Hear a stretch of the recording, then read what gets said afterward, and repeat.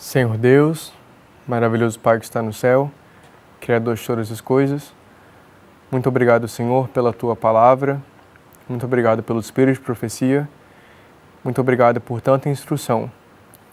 Eu te peço que nos faça sábios para entendermos toda a luz que o Senhor revelou a nós, que o Senhor deixou escrito, que possamos juntar toda a informação e que isso possa nos fazer fundamentados e firmados sobre a rocha, para que quando vierem as tribulações, possamos estar firmes.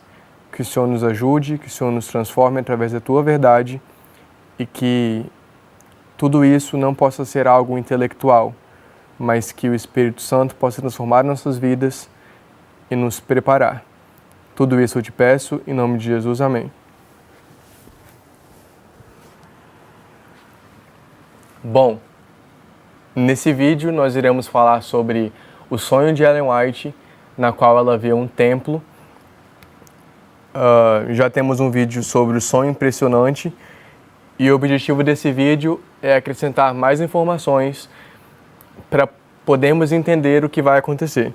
Bom, o sonho do templo se encontra em Primeiros Escritos, página 78, parágrafo 3, é o início e assim continua.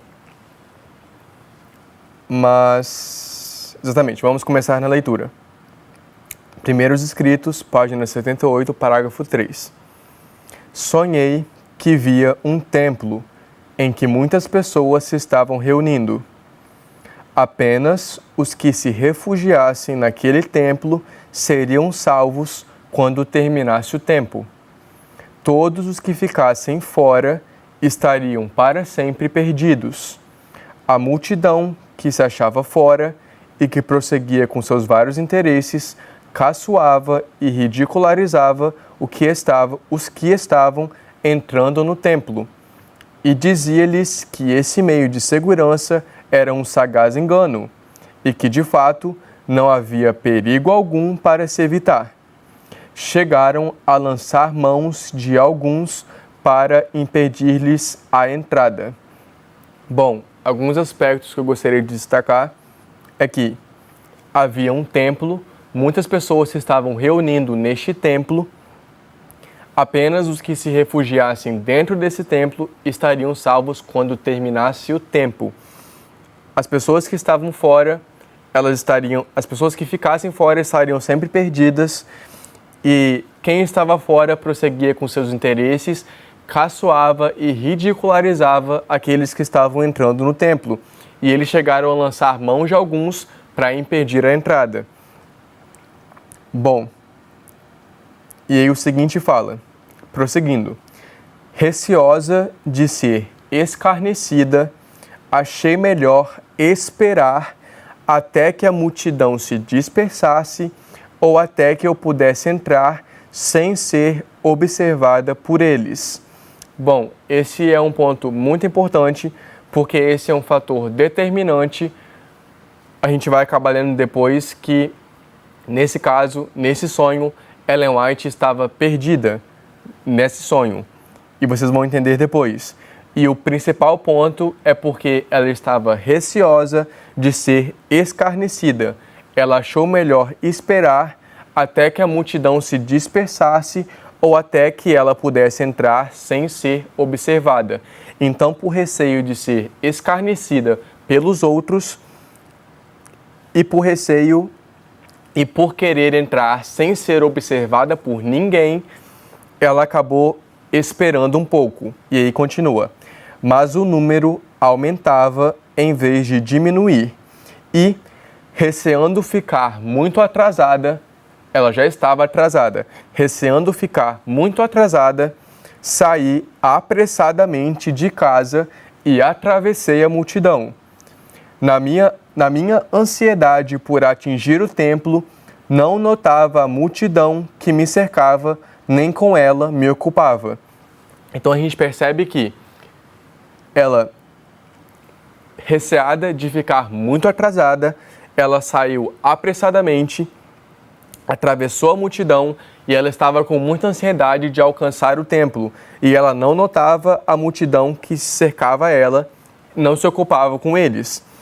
A gente percebe algo importante que é, de certa forma, ela estava em busca de fazer o que era correto, ela não estava sendo uma pessoa que estava escarnecendo os outros ou impedindo a entrada dos outros, ela dá-se a entender que ela deveria estar no grupo que está fazendo o que é correto, mas o ponto importante é que ela resolveu esperar. E a gente vai ler daqui a pouco, na verdade a gente vai ler agora, com relação à parábola das 10 virgens que nós sabemos que está se cumprindo na nossa época. Diz o seguinte, isso está em Parábolas de Jesus, página 222, parágrafo 1, até 224, parágrafo 3. Na adjacência do lar da noiva esperam 10 virgens trajadas de branco. Todas levam uma lâmpada acesa e um frasco de óleo. Todas aguardam ansiosamente a vinda do esposo. Todas as virgens aguardam ansiosamente a vinda do esposo. Há, porém, uma tardança. Passa-se uma hora após outra, as vigias fatigam-se e adormecem. À meia-noite, ouve-se um clamor. Aí vem o esposo, saí-lhe ao encontro. Mateus 25, 6. Sonolentas despertam, de repente, e levantam-se. Um ponto importante é, nós precisamos aplicar isso na nossa época, porque nós estamos cumprindo ao pé da letra a parábola das 10 virgens. Nós temos 11 de setembro, meia-noite, clamor da meia-noite, decreto dominical. À meia-noite se ouve um clamor, e é um aspecto que ajuda a entender que meia-noite e clamor da meia-noite são um ponto e um período. À meia-noite ouve-se um clamor, aí vem o esposo sair-lhe ao encontro. As virgens despertam, se levantam e continua. Vem o cortejo aproximando-se, resplandecente de tochas e festivo, com música. A gente percebe que existe uma música nesse momento entre a meia-noite e o clamor da meia-noite. Existe um cortejo também. Ouvem as vozes do esposo e da esposa. As 10 virgens tomam suas lâmpadas e começam a aparelhá-las, com pressa de partir. 5 delas, porém, tinham deixado de encher seus frascos. Não previram a demora tão longa e não se prepararam para a emergência. Em aflição, apelam para suas companheiras mais prudentes, dizendo: dai-nos do vosso azeite, porque as nossas lâmpadas se apagam. Mateus 25, 8. Mas as 5 outras, com suas lâmpadas há pouco aparelhadas, tinham seus frascos esvaziados. Não tinham óleo de sobra e respondem: não seja caso que nos falte a nós e a vós. Ide antes aos que o vendem e comprai-o para vós. Mateus 25, 9. Enquanto foram comprar, o cortejo foi-se e as deixou. As 5, com as lâmpadas acesas, se uniram à multidão. Entraram na casa com o cortejo nupcial e fechou-se a porta. Quando as virgens loucas chegaram à entrada da casa do banquete, receberam uma recusa inesperada. O anfitrião declarou: não vos conheço. Mateus 25, 12. Foram abandonadas ao relento, na rua solitária, nas trevas da noite. Então a gente percebe que as virgens tolas não haviam se preparado para isso, não tinham azeite, pedem o azeite para as virgens prudentes, e aí as virgens prudentes falam: não seja caso de faltar a nós e a vós, ide e comprai azeite aos que o vendem. E aí as virgens tolas vão para comprar o azeite, mas quando elas retornam, o cortejo já se foi com as virgens prudentes e a porta está fechada. E elas recebem a notícia que: não vos conheço. Elas foram abandonadas ao relento, na rua solitária, nas trevas da noite. Quando a porta se fecha, esse é o clamor da meia-noite na nossa história. Mas, na meia-noite, é preciso ter azeite nas lâmpadas. A gente percebe então que no clamor da meia-noite, quando a porta se fecha, as virgens tolas estão voltando, a porta já está fechada e elas ficam abandonadas ao relento na rua solitária, nas trevas da noite. E o texto continua. Quando Cristo, sentado, contemplava o grupo que aguardava o esposo, contou aos discípulos a história das 10 virgens, ilustrando, pela experiência delas, a da igreja que viveria justamente antes de sua segunda vinda. Então, a história das 10 virgens está falando da igreja que viveria justamente antes de sua segunda vinda. Os dois grupos de vigias representam as duas classes que elas professam estar à espera de seu Senhor. São chamadas virgens porque professam fé pura. As lâmpadas representam a palavra de Deus. Diz o salmista, lâmpada para os meus pés é a tua palavra e luz para os meus caminhos. E aí continua. Eu vou pular uma parte, você pode ler com calma. Na parábola, todas as 10 virgens saíram ao encontro do esposo. Todas elas saíram ao encontro do esposo. Todas tinham lâmpadas e frascos. Por algum tempo, não se notava diferença entre elas. Assim, é com a igreja que vive justamente antes da segunda vinda de Cristo. Todos têm conhecimento das Escrituras. Todos ouviram a mensagem da proximidade da volta de Cristo e confiantemente o esperam. Como na parábola, porém, assim é agora. Há um tempo de espera. A fé é provada. E quando se ouvir o clamor, aí vem o esposo, saí-lhe ao encontro. Mateus 25, 6. Muitos não estarão preparados. Não tem óleo em seus vasos, nem em suas lâmpadas. Estão destituídos do Espírito Santo. Bom, desde 11 de setembro de 2001, começou a tardança para nós. Nesse momento, nós precisamos receber o Espírito Santo, nós precisamos ter azeite nas nossas lâmpadas, para quando chegar a meia-noite, para que nós sejamos preparados à meia-noite, com azeite em nossas lâmpadas. Que nós não sejamos virgens tolas. Bom, sem o Espírito de Deus, de nada vale o conhecimento da palavra. De nada vale o conhecimento da palavra sem o Espírito de Deus.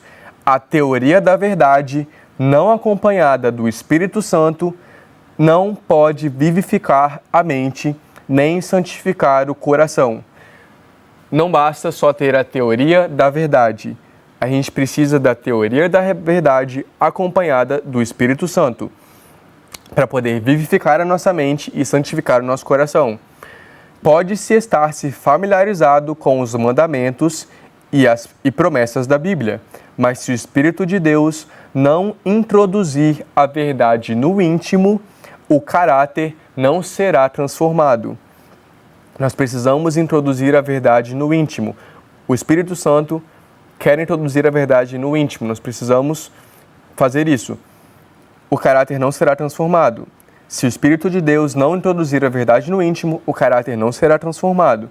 Sem a iluminação do Espírito, os homens não estarão aptos para distinguir a verdade do erro e serão presa das tentações sutis de Satanás. Sem a iluminação do Espírito, os homens não estarão aptos para distinguir a verdade do erro e serão presa das tentações sutis de Satanás. A classe representada pelas virgens loucas não é hipócrita, tem consideração pela verdade. E aí a gente começa a perceber o que parece ser Ellen White quando está tendo sonho. Tem consideração pela verdade, advogaram-na, são atraídos aos que creem na verdade, mas não se entregaram à operação do Espírito Santo. Não caíram sobre a rocha, que é Cristo Jesus, e não permitiram que sua velha natureza fosse quebrantada. Essa classe é representada também pelos ouvintes comparados ao pedregal. Recebem a palavra prontamente, porém, deixam de assimilar os seus princípios. Sua influência não permanece neles. O Espírito trabalha no coração do homem de acordo com o seu desejo e consentimento, nele implantando natureza nova. Mas a classe representada pelas virgens loucas contentou-se com uma obra superficial. Não conhecem a Deus, não estudaram seu caráter, não tiveram comunhão com Ele, por isso não sabem como confiar, como ver e viver. Seu serviço para Deus degenera em formalidade. Eles vêm a ti como o povo costuma vir, e se assentam diante de ti como meu povo, e ouvem as tuas palavras, mas não as põem por obra, pois lisonjeiam com a sua boca, mas o seu coração segue a sua avareza. Ezequiel 33:31. O apóstolo Paulo assinala que essa será a característica especial dos que vivem justamente antes da segunda vinda de Cristo. Diz: nos últimos dias sobrevirão tempos trabalhosos, porque haverá homens amantes de si mesmos, mais amigos dos deleites do que amigos de Deus, tendo aparência de piedade, mas negando a eficácia dela. 2 Timóteo 3, de 1 a 5. Essa é a classe que em tempo de perigo é encontrada bradando paz e segurança. Acalentam seu coração em sossego e não sonham com o perigo. A gente começa a perceber que, nesse sonho, Ellen White está representando uma pessoa que não entrou no templo no momento que deveria ter entrado. Ela resolveu esperar um pouco, como se tivesse tudo bem. Desce para esperar um pouco, esperar ninguém ver, esperar não ser escarnecida para poder entrar no templo. Como se estivesse, tudo bem, eu posso esperar, vai dar tudo certo. Uma mensagem de paz e segurança. Acalentam seu coração em sossego e não sonham com o perigo. Quando despertos de sua indiferença, discernem sua destituição e rogam a outros que lhes supram a falta. Em assuntos espirituais, porém, ninguém pode remediar a deficiência de outros. A graça de Deus tem sido oferecida livremente a todos. Tem sido proclamada a mensagem do Evangelho. Quem tem sede, venha, e quem quiser, tome de graça da água da vida. Apocalipse 22, 17. Todavia, o caráter não é transferível. Ninguém pode crer por outro. Ninguém pode receber por outro o Espírito. Ninguém pode dar a outrem o caráter que é o fruto da operação do Espírito. Ainda que Noé, Daniel e Jó estivessem no meio dela, a terra, vivo eu, diz o Senhor Jeová, que nem filho, nem filha eles livrariam, mas só livrariam a sua própria alma pela sua justiça. Ezequiel 14, 20. Numa crise é que o caráter é revelado. E a gente percebe que a meia-noite foi uma crise. Numa crise é que o caráter é revelado. Quando a voz ardorosa proclamou à meia-noite, aí veio o esposo, saí-lhe ao encontro. Mateus 25, 6. E as virgens adormecidas ergueram-se de sua sonolência, foi visto quem fizera a preparação para o evento. Ambos os grupos foram tomados de surpresa. Porém, um estava preparado para a emergência e o outro não. Assim, agora, uma calamidade repentina e imprevista, alguma coisa que põe a pessoa face a face com a morte, mostrará se há fé real nas promessas de Deus. Mostrará se está sustida na graça. A grande prova final virá no fim do tempo da graça, quando será tarde demais para se suprirem as necessidades do Espírito. Vemos então que à meia-noite, quando a proclamação é feita, aí vem o esposo sair ao encontro, isso é uma crise e o caráter é revelado.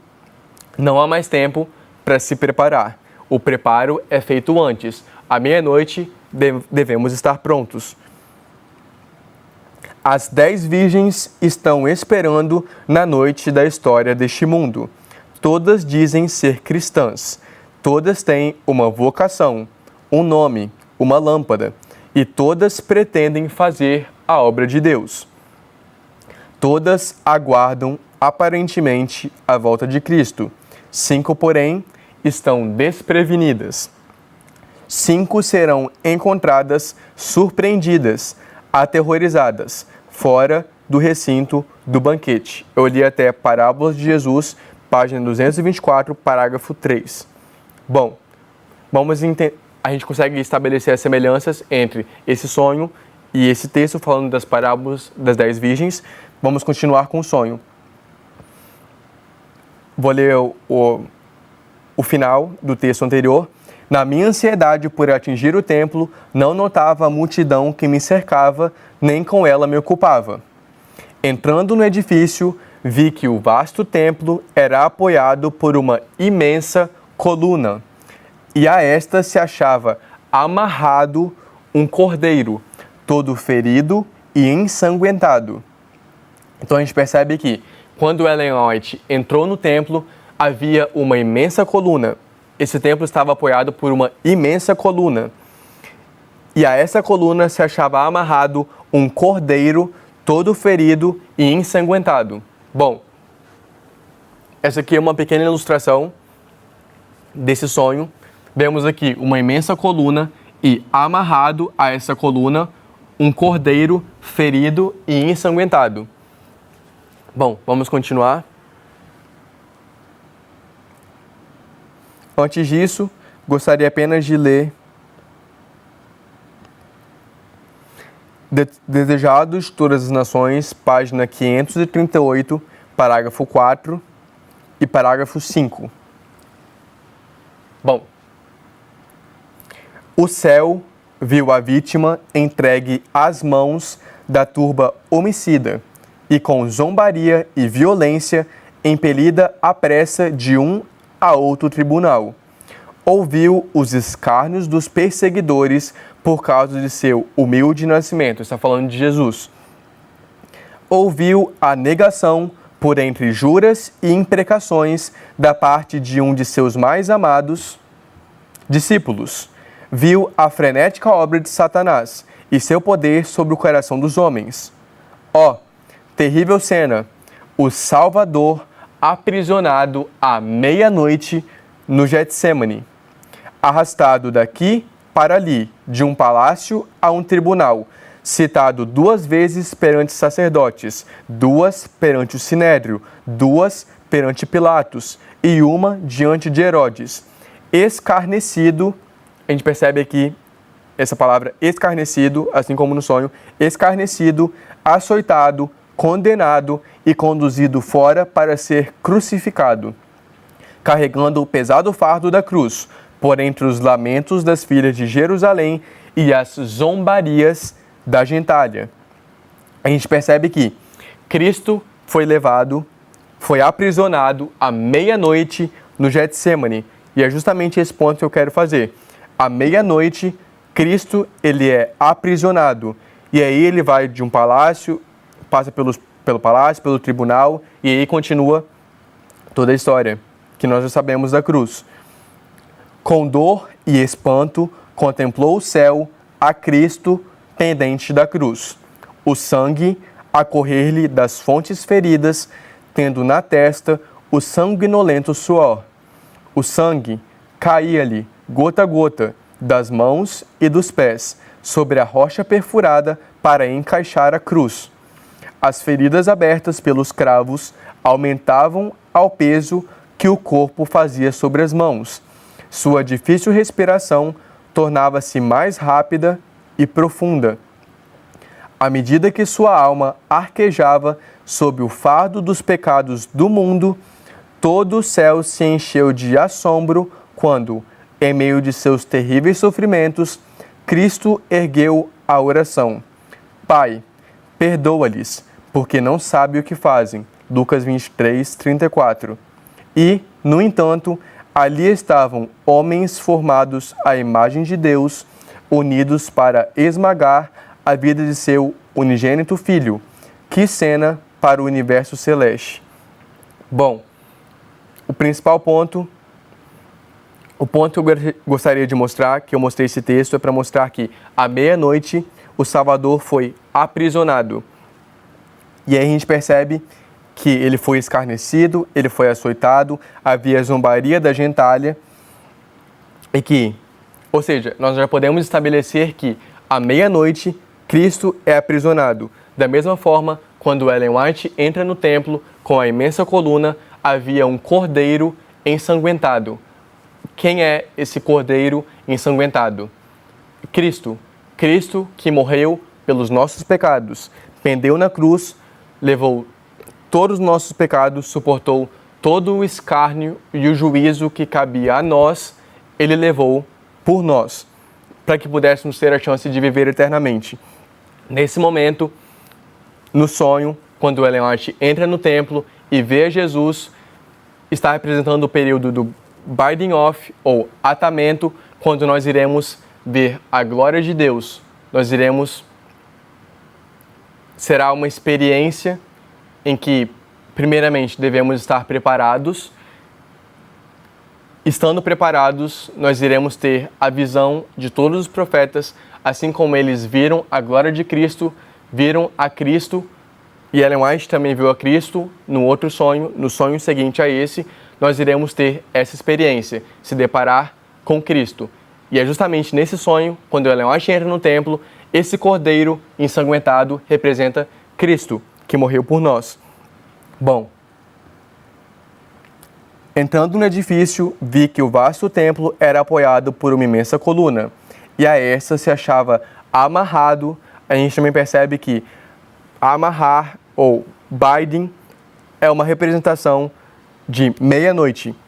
Amarrado, um cordeiro todo ferido e ensanguentado. Nós, que nos achávamos presentes, parecíamos saber que esse cordeiro fora lacerado e ferido por nossa causa. Todos os que entravam no templo deveriam ir diante dele e confessar seus pecados. Bom, a gente percebe que o cordeiro ele estava amarrado na imensa coluna. O que é essa imensa coluna? Bom, vamos ler apenas alguns textos.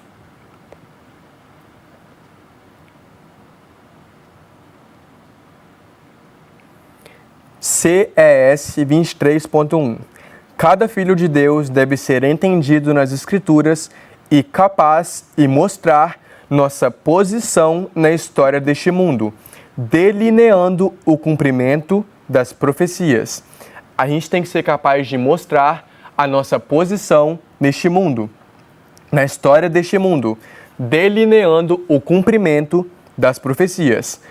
A Bíblia foi escrita para as pessoas simples, bem como para as eruditas, e é acessível à compreensão de todos. As grandes verdades sobre que repousa o dever do homem para com o homem e para com o Criador são claramente reveladas, e os que realmente desejam a verdade não precisam errar. O caminho não é deixado na incerteza, como se estivéssemos numa encruzilhada, sem saber que caminho tomar. A verdade é nosso guia. É para nós como uma coluna de nuvem durante o dia e à noite como uma coluna de fogo. A verdade é nosso guia. É para nós como uma coluna de nuvem durante o dia e à noite como uma coluna de fogo.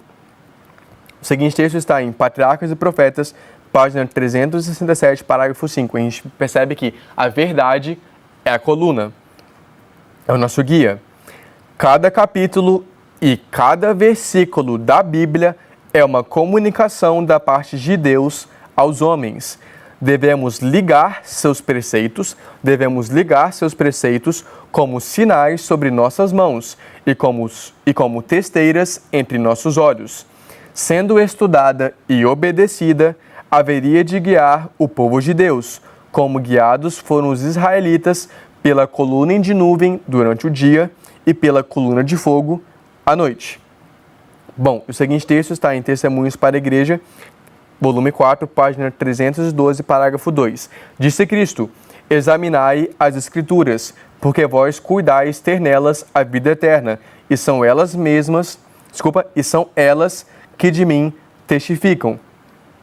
a gente percebe que há uma conexão direta entre a Bíblia, a verdade e para quem a Bíblia e a verdade apontam, que é para Cristo. E é justamente essa ilustração no sonho, uma coluna, uma imensa coluna, onde estava amarrado o cordeiro ensanguentado. A direta relação entre a verdade, a Bíblia e Cristo. A Bíblia é guia infalível, requer perfeita pureza na palavra, no pensamento e na ação. Unicamente os de caráter virtuoso e imaculado terão permissão para entrar na presença de um Deus puro e santo. A palavra de Deus, estudada e obedecida, guiaria os filhos dos homens, como os israelitas foram guiados por uma coluna de fogo à noite e uma coluna de nuvem de dia. A Bíblia é a vontade de Deus expressa ao homem. É o único perfeito padrão de caráter e assinala o dever do homem em todas as circunstâncias da vida. Muitas são as responsabilidades que sobre nós repousam nesta vida, e sua negligência não só causará sofrimento a nós mesmos, mas, em consequência, outros também sofrerão perdas. Bom, agora, o último texto com relação a isso está em FQV 15, página 15, parágrafo 9. Jovens, apelo para vós em nome de Jesus, a vós a quem em breve encontrarei em torno do trono de Cristo. Estudai a Bíblia. Ela não somente se vos demonstrará a coluna de nuvem de dia, mas a coluna de fogo à noite. Ela abre diante de vós um caminho que conduz acima e mais acima, ordenando-vos ir avante. A Bíblia, não lhe conheceis o valor. É um livro para o espírito, o coração, a consciência, a vontade e a vida. É a mensagem de Deus a vós, num estilo tão simples que vai ao encontro da compreensão de uma criancinha. Bom, a gente já consegue estabelecer que essa coluna é a Bíblia, essa coluna é a verdade. Na meia-noite nós precisamos estar fundamentados na Bíblia e na verdade. Bom,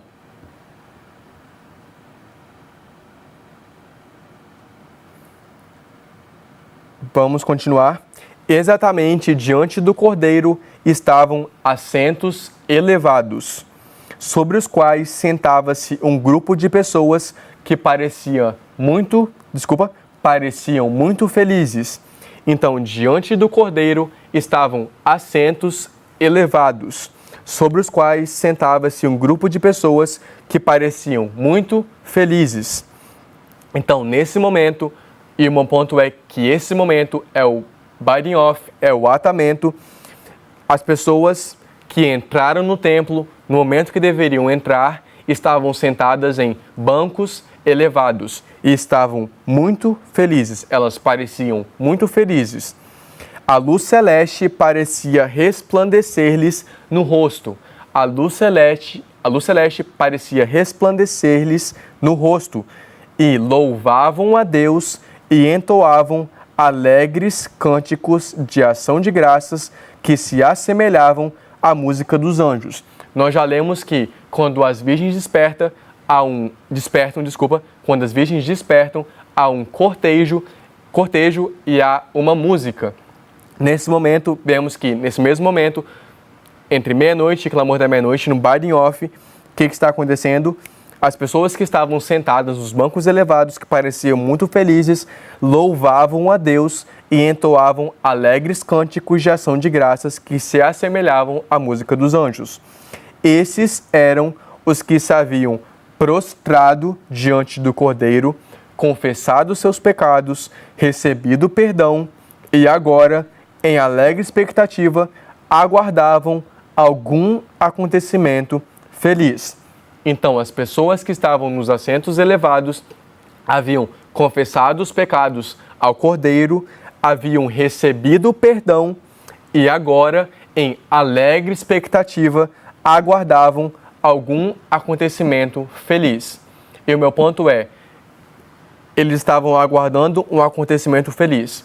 Esse ponto é o clamor da meia-noite com o cumprimento da profecia. Cumprimento de profecia.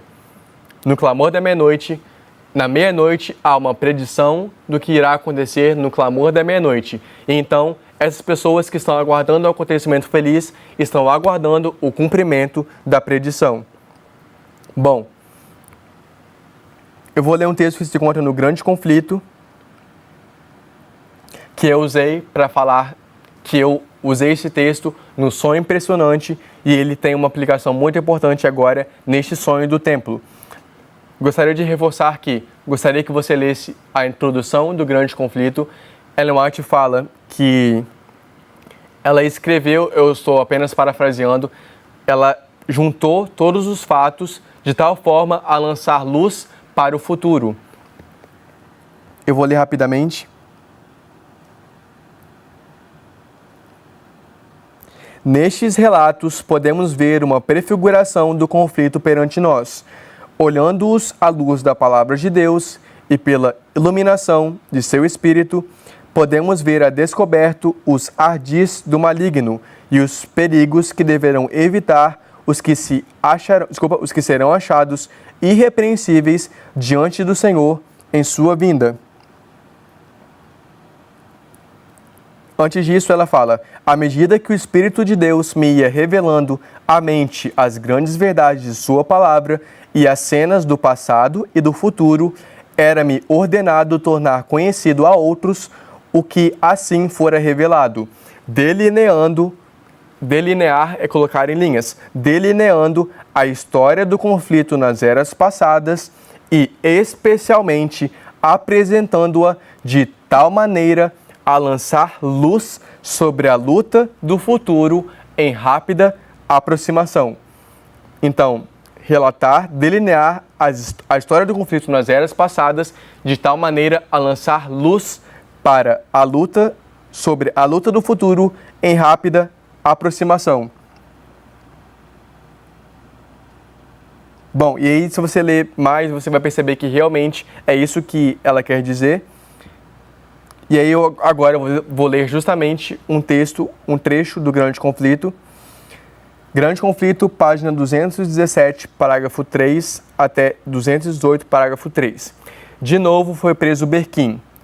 O rei saiu de Paris e os monges ficaram assim livres para agir à vontade. O reformador foi julgado e condenado à morte. E receosos de que Francisco, mesmo então, se interpusesse para salvá-lo, a sentença foi executada no próprio dia em que fora pronunciada. Ao meio-dia, e a gente percebe que meia-noite, meio do caminho, meio-dia estão representando o que a gente chama de meia-noite. Ao meio-dia, Berquim foi conduzido ao lugar fatal. Imensa multidão, a gente percebe que há uma multidão aqui também, imensa multidão se reunira para testemunhar o acontecimento.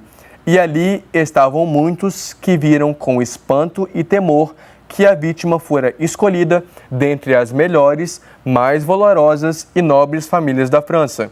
Espanto, ira, escárnio, e a gente vê o escárnio aqui novamente, e ódio figadal entenebreciam o rosto daquela multidão agitada.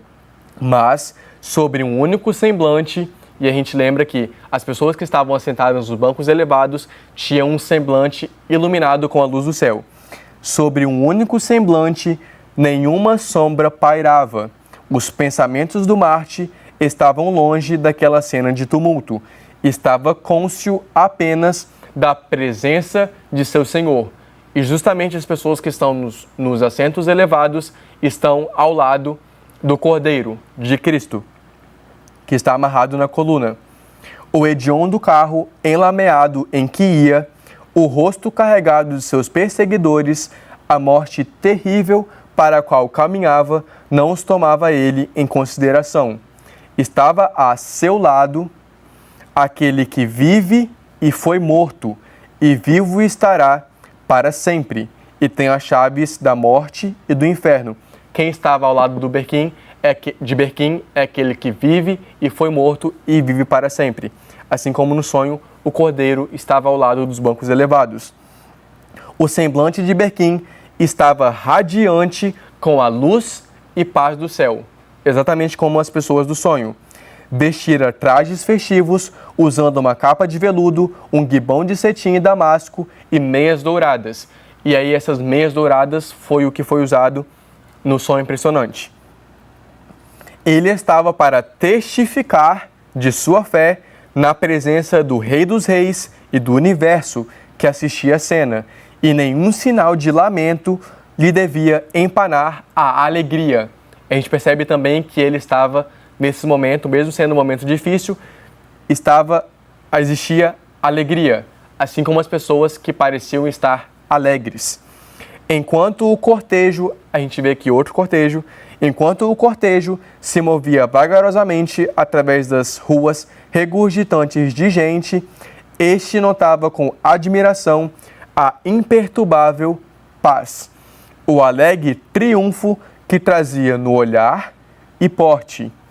Ele está, diziam, como alguém que se senta num templo e medita sobre coisas santas. É exatamente o perfeito paralelo com as pessoas que estão sentadas no templo. E aqui fala, e medita sobre coisas santas. Bom, continuando no sonho. Mesmo depois que entrei no edifício, sobreveio-me um receio e uma sensação de vergonha de que eu devesse humilhar-me diante daquele povo, mas eu parecia ser compelida a ir para a frente e vagarosamente caminhei em redor da coluna a fim de defrontar-me com o cordeiro. Quando uma trombeta soou, o templo foi abalado. Brados de triunfo se levantaram dos santos reunidos e um intenso fulgor iluminou o edifício. Então, tudo passou a ser trevas intensas. Toda aquela gente feliz desaparecera com o fulgor e fui deixada só no silencioso terror da noite. Despertei em agonia de espírito e dificilmente pude convencer-me de que estivera a sonhar. Parecia-me que minha sorte estava fixada, que o Espírito do Senhor me havia abandonado para não mais voltar. Terminei em Primeiros Escritos, página 79, parágrafo 3. E aí, quando a gente percebe a semelhança com as virgens, quando elas foram para entrar na porta, a porta já estava fechada, e diz que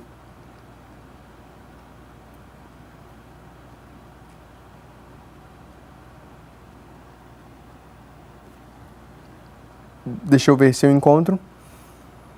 Enquanto foram comprar, o cortejo foi-se e as deixou. As 5, com as lâmpadas acesas, se uniram à multidão, entraram na casa com o cortejo nupcial e fechou-se a porta. E é exatamente esse momento quando o templo é abalado e as pessoas desaparecem. É justamente esse o paralelo quando se entra com o cortejo nupcial e se fecha a porta. Quando as virgens loucas chegaram à entrada da casa do banquete, receberam uma recusa inesperada. O anfitrião declarou: "Não vos conheço." Mateus 25, 12. Foram abandonadas ao relento, na rua solitária, nas trevas da noite.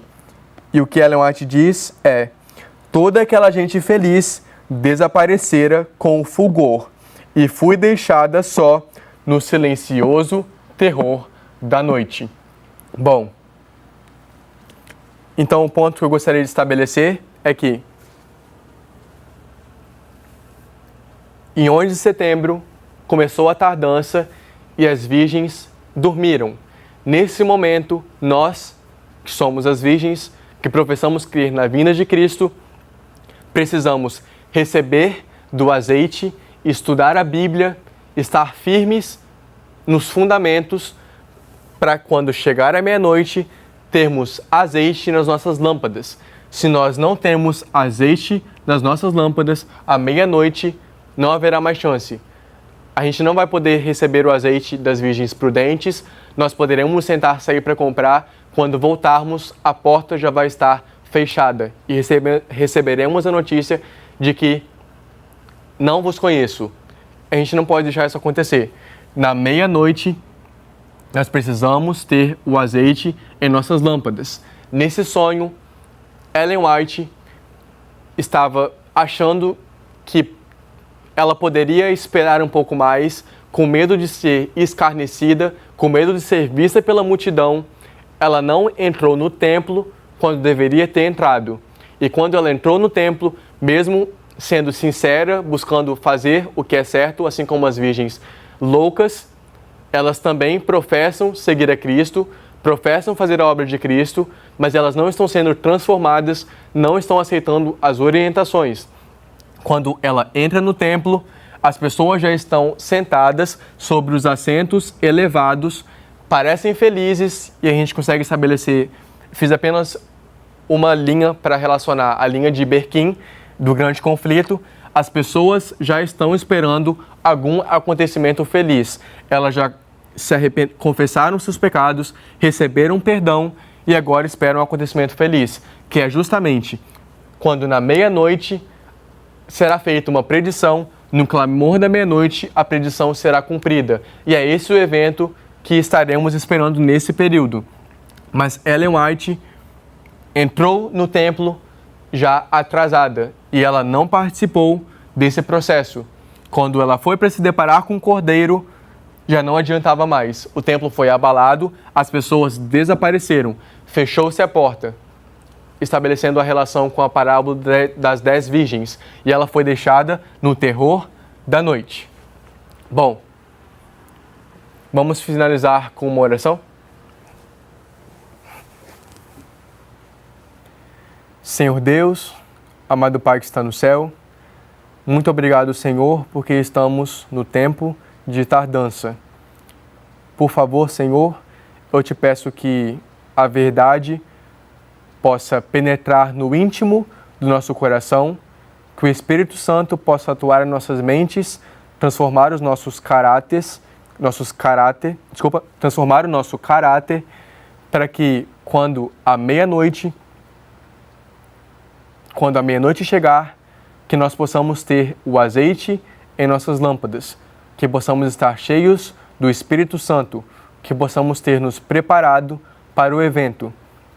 Eu te peço, Senhor, que não seja apenas um conhecimento intelectual da Tua verdade, um conhecimento intelectual de linha sobre linha, são vários estudos interessantes, que não seja apenas isso, mas eu te peço que a Sua verdade, tal como é em Jesus, linha sobre linha, possa nos trazer informações e possa transformar as nossas vidas. Eu te peço que não sejamos virgens tolas, mas sejamos virgens prudentes e quando a meia-noite chegar, possamos estar com o azeite e entrar com o cortejo para junto ao esposo. Por favor, Senhor, eu te peço que perdoe os nossos pecados, nos ajude nessa obra de preparação. Tudo isso eu te peço pelos méritos de Jesus Cristo. Amém.